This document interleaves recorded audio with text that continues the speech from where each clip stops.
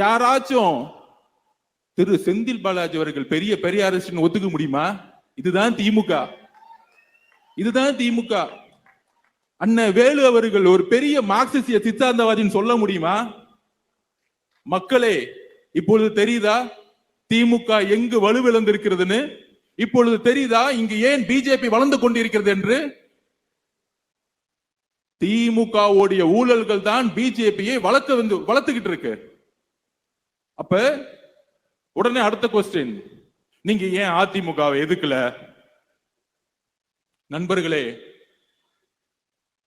போன்ற ஆட்சியில GST, NEET, CAA எல்லா போராட்டங்களிலும் அன்றைக்கு இருந்த ஆளும் அரசு ஒன்றிய அரசுடன் சேர்ந்து பயணித்த பொழுது நம்மளுடைய குரல் ஒலித்தது.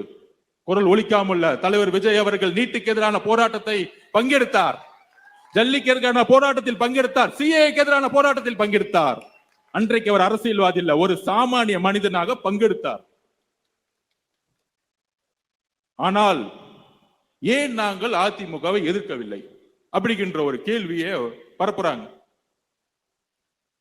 1972 எம்ஜிஆர் அவர்கள் உருவாக்கிய பொழுது ஒரே குறிக்கோளில் உருவாக்கினார். அண்ணாவுடைய கொள்கையை இவர்கள் விற்று கொள்கையை விற்று கொள்ளை குடும்பமாக மாற்றி ஊழலை நோக்கி போடும் பொழுது கேள்வி எழுப்பினார்.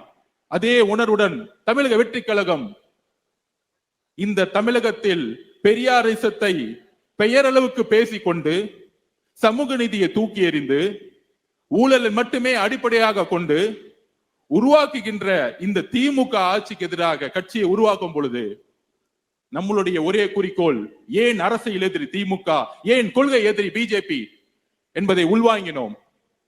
எம்ஜிஆர் அவர்கள் ஆரம்பிச்ச ஒரு குறிக்கோள், அதை வழிமொழிந்து அம்மா ஜெயலலிதா அம்மையார் அவர்கள் அதே கொள்கையுடன் இருந்து 2014 லேடியா மோதியா என்ற கேட்ட ஒரு குரல், 2016 அந்த அதிமுகவில் ஒட்டுமொத்த தொண்டர்களும் இந்த குடும்ப ஆட்சிக்கு எதிராகவும் லேதியா மோதியா என்கின்ற கேள்வியுடன் மோதிக்கும் பாஜகவிற்கும் எதிரான ஒரு குரலுடன் இருந்த அதிமுக இன்றைக்கு பிஜேபியை பின்புறல் வாசலாக நேரடியாக வரவேற்று இன்றைக்கு கூட்டணியை உருவாக்கி, அந்த கூட்டணியுடைய தலைவர் யாருன்னு இன்னைக்கு வரைக்கும் தெரியல. அங்க அமித்ஷா சொல்றாரு என்டிஏ கூட்டணி, நீங்க அதிமுக சொல்லுது நான் தான் தலைவர்னு.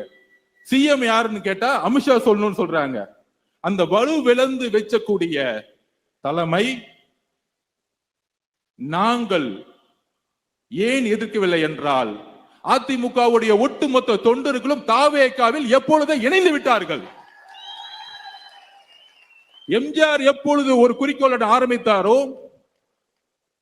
அம்மா ஜெயலலிதா அம்மையார் அவர்கள் எந்த குறிக்கோளுடன் அதிமுகவை மீட்டெடுத்தாரோ, அந்த குறிக்கோளின் ஒற்றை நம்பிக்கை இன்றைக்கு நம்மளுடைய தலைவர் விஜய் அவர்கள் மட்டும்தான்.